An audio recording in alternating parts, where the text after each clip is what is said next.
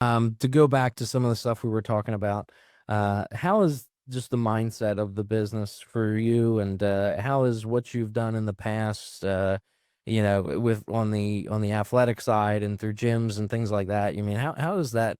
What approach do you take to mindset around investing? So there's a couple things there. I think number one is the sense of delayed gratification.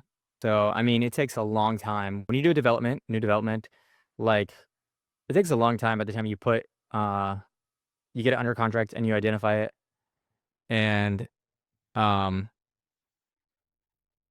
and for you to like actually start even collecting rent on that. So then same thing with sports, right? Like you're not going to go in there the first day and like learn how to do the trick or like get your competition down. It just Start takes a lot of winning time. competitions. There's gonna be bad days, and there's gonna be days you're discouraged, and, like, there's gonna be days where it's cold out and the water's rough and it's cloudy and you don't feel like doing it, but you just have to do it anyways, you know? And so that kinda leads into the second part, which is just, like, trying to there's a book called The Gap and the Gain by, Dan Sullivan.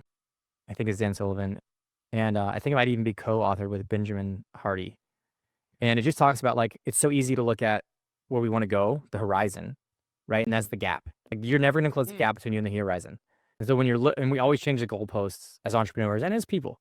But when you look back at how far you've come, that's called the gain. And you can see a physical mark. And so like you gotta, like, at least for me, you have to celebrate those micro wins, and like think like because it's so easy to create these ambitious goals and to compare yourself to other people around you that are like at the top of their thing. You're looking at their Instagram highlight reels, right? You don't know what their life is really like, but you see these certain metrics that they use, and it's like, I'm falling short. I got to be more like them.